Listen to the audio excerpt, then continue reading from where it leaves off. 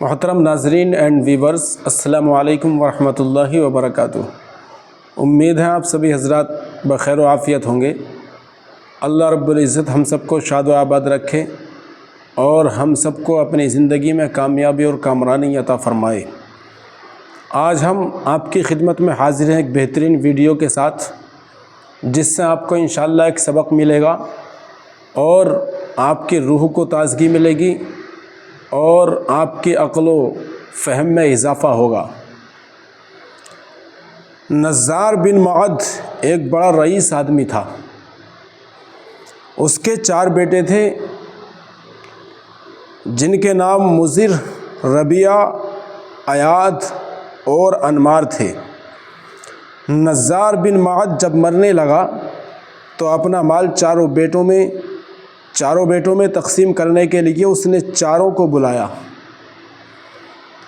اور کہا، بیٹو دیکھو، فلاں چیز مضر کی ہے، فلاں ربیعہ کی، فلاں ایاد کی اور فلاں انمار کی، اور اگر مال کی تقسیم میں کچھ مشکل پیش آئے تو افیغی بن رفیعی جرہمی شاہ نجران کے پاس چلے جانا۔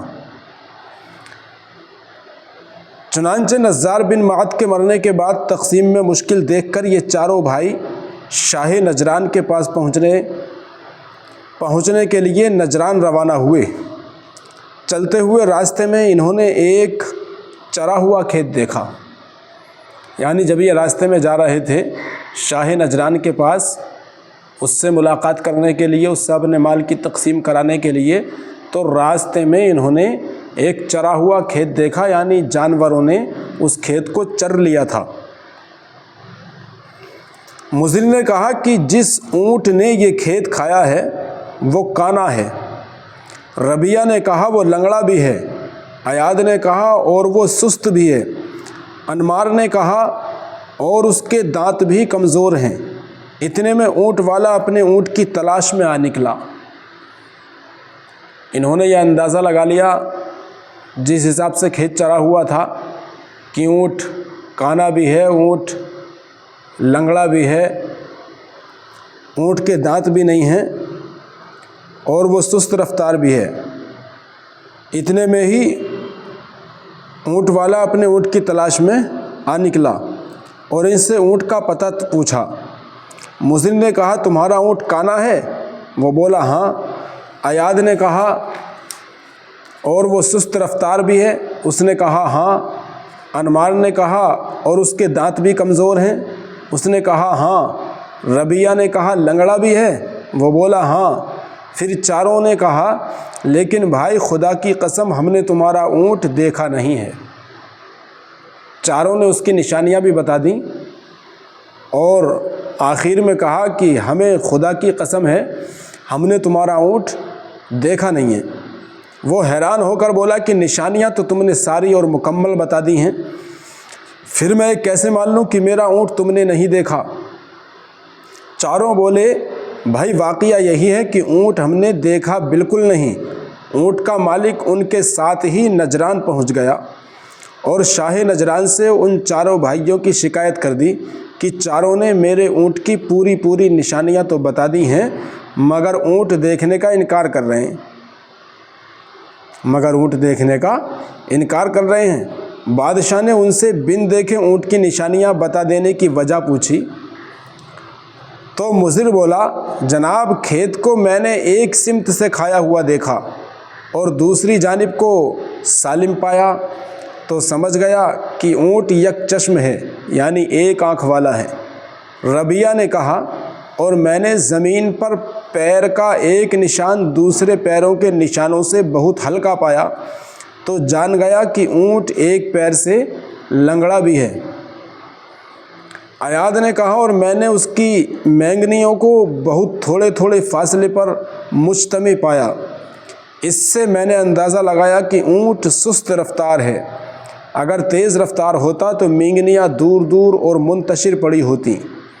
انمار نے کہا میں نے کھیت کا نرم حصہ کھایا ہوا اور سخت حصہ چھوڑا ہوا دیکھا تو سمجھ گیا کہ اونٹ کے دانت کمزور ہیں۔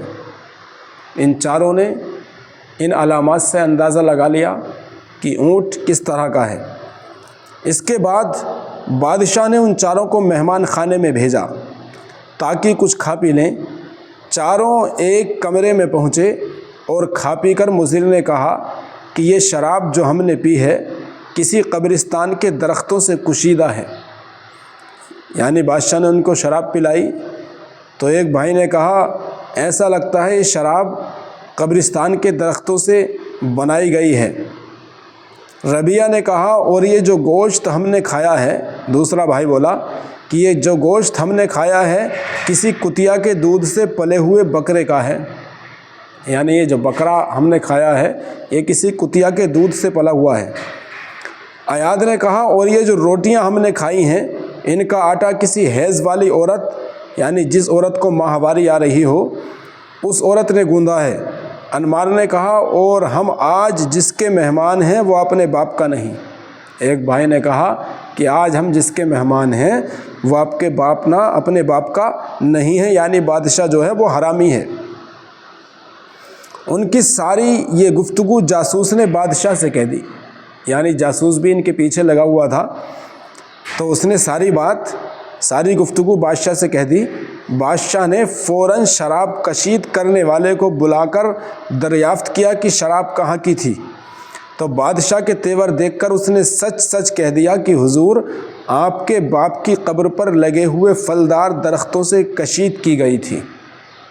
یعنی واقعی میں شراب جو بنائی گئی تھی وہ قبرستان کے درختوں سے ہی بنائی گئی تھی۔ بادشاہ نے پھر قصاب کو بلایا اور پوچھا کہ گوشت کس چیز کا تھا۔ قصاب نے بھی سچ سچ کہہ دیا کہ یہ گوشت کتیا کے دودھ سے پلے ہوئے ایک موٹے تازے بکرے کا تھا، یعنی دوسری بات بھی ان کی بالکل صحیح ثابت ہوئی، موٹے تازے بکرے کا تھا۔ بادشاہ پھر گھر پہنچا اور آٹا گوندنے والی کے متعلق تحقیق کی، یعنی آٹا واقعی میں کسی حیض والی عورت نے گوندا ہے یا نہیں۔ جب تحقیق کی تو پتہ چلا کہ واقعی وہ حائضہ تھی، یعنی اس کو حیض آ رہا تھا، ماہواری ہو رہی تھی۔ ان تینوں باتوں کی صحت معلوم کرنے کے بعد بادشاہ حیران ہو کر دل ہی دل میں کہنے لگا کہ اب تو چوتھی بات بھی درست ہی نکلے گی۔ بادشاہ نے اندازہ لگا لیا کہ انہوں نے جو کہا کہ میں حرامی ہوں، میں اپنے باپ کا نہیں ہوں، یہ بات بھی بالکل درست ہی نکلے گی۔ غصے میں اپنی ماں کے پاس پہنچا اور تلوار لے کر اس کی چھاتی پر بیٹھ گیا اور کہنے لگا سچ سچ بتا میں حلالی ہوں یا حرامی۔ یعنی یہ اپنی ماں کی چھاتی پر بیٹھ گیا تلوار لے کر اور کہا کہ جلدی بتا کہ میں حرامی ہوں یا حلالی ہوں۔ ماں نے کہا بیٹا خود ہی اندازہ کر لے، حلالی ہوتا تو ماں کی چھاتی پر یوں سوار ہوتا۔ واقعہ یہ ہے کہ مرحوم بادشاہ سے میرا کوئی بچہ نہ تھا، میں ڈر گئی کہ اس طرح حکومت دوسروں کے پاس نہ چلی جائے، اس لیے میں نے زنا سے تجھے حاصل کیا اور مشہور تجھے بادشاہ کا بیٹا کر دیا۔ یعنی میں نے تجھے بادشاہ کا بیٹا مشہور کر دیا، مگر تو پیدا زنا کی وجہ سے ہوا۔ یہ حقیقت سن کر بادشاہ انتہائی کرب و ملال سے واپس آیا اور چاروں بھائیوں سے کہنے لگا کہ تمہاری ساری گفتگو میں نے سنی اور تحقیق کے بعد تصدیق بھی کر لی، مگر یہ تو بتاتے جاؤ کہ تم نے ان باتوں کا اندازہ کیسے لگا لیا۔ مضر نے کہا کہ جناب شراب پینے سے سرور، انبساط اور چستی پیدا ہوتی ہے، مگر آپ کی شراب پی کر حزن و ملال اور سستی پیدا ہوئی۔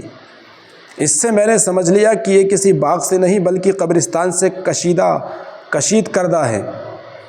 ربیہ نے کہا اور بکرے کے گوشت پر ہمیشہ چربی اوپر اور بوٹی نیچے ہوتی ہے، برخلاف کتے کے گوشت کے کہ بوٹی اوپر اور چربی نیچے ہوتی ہے، اور ہم نے جو گوشت کھایا وہ دوسری قسم کا تھا۔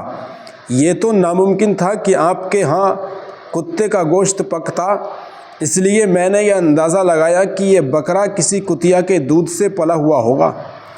ایاد نے کہا اور حائضہ عورت کے گوندے ہوئے آٹے کی روٹی سالن میں ڈالنے سے بکھر جاتی ہے۔ سالن میں ڈالنے سے، تیسرے بھائی نے کہا، بکھر جاتی ہے اور اس کے ریزے ریزے الگ الگ ہو جاتے ہیں۔ چنانچہ ہم نے جو روٹیاں کھائیں ان کا بھی یہی حال تھا، اس لیے میرا اندازہ یہ تھا کہ یہ آٹا کسی حائضہ عورت نے گوندا ہے جسے ماہواری آ رہی ہو۔ انمار نے کہا اور جناب کے مرحوم بادشاہ بڑے مہمان نواز اور ہمیشہ مہمانوں کے ساتھ بیٹھ کر کھانا کھایا کرتے تھے، اور عزت و شرافت بھی اسی میں ہے، عزت و شرافت بھی اس میں ہے، مگر آپ نے تنہا ہمیں ایک کمرے میں بھیج دیا، اس سے میں نے اندازہ کر لیا کہ آپ اپنے باپ کے نہیں، ورنہ آپ بھی ہمارے ساتھ بیٹھ کر کھانا کھاتے۔ بادشاہ نے پوچھا تم یہاں آئے کیوں ہو؟ وہ بولے اپنا جھگڑا چکانے۔ بادشاہ نے کہا تمہارا جھگڑا چکانا میرے بس کی بات نہیں ہے، از راہ کرم واپس چلے جاؤ اور مجھ سے جو لینا ہے لے لو، اور خدارا اپنی یہ تحقیق کسی اور سے نہ کہنا۔ بادشاہ نے کہا کہ خدارا اپنی یہ تحقیق کسی اور سے نہ کہنا۔ یہ حکایت حیات الحیوان صفحہ نمبر 26 جلد اول پر لکھی ہوئی ہے۔ سبق اس سے ہمیں کیا ملتا ہے؟ بعض لوگ ایسے ذہین ہوتے ہیں کہ جہاں دوسروں کا ذہن نہیں پہنچتا وہاں ان کا ذہن پہنچ جاتا ہے، اور یہ عام لوگوں کی بات ہے۔ پھر جو اللہ کے خاص اور مقبول بندے ہیں ان کے علم و عرفان کی شان کا عالم کیا ہوگا، اور ان کے لیے کیوں نہ کہا جائے کہ وہ ایسی ایسی باتیں جان لیتے ہیں جن کا ہمیں کچھ پتہ نہیں ہوتا۔ تو ایسے ذہین بھی لوگ دنیا کے اندر پڑے ہوئے ہیں۔ تو اللہ رب العزت ہم کو عقل سلیم عطا فرمائے۔ آپ کو یہ حکایت کیسی لگی، یہ واقعہ کیسا لگا، کمنٹس کے ذریعے ہمیں آگاہ ضرور کریں، اور اپنا بہترین مشورہ ہم کو عطا فرمائیں۔ ہماری اس ویڈیو کو ایک لائک اور شیئر اور چینل کو سبسکرائب ضرور کر لیں۔ ایسی ہی بہترین ویڈیو دیکھنے کے لیے اللہ رب العزت ہم سب کو اس کی توفیق عطا فرمائے۔ پھر ملتے ہیں انشاءاللہ ایک بہترین ویڈیو کے ساتھ، تب تک کے لیے دیجیے اجازت۔ السلام علیکم ورحمۃ اللہ وبرکاتہ۔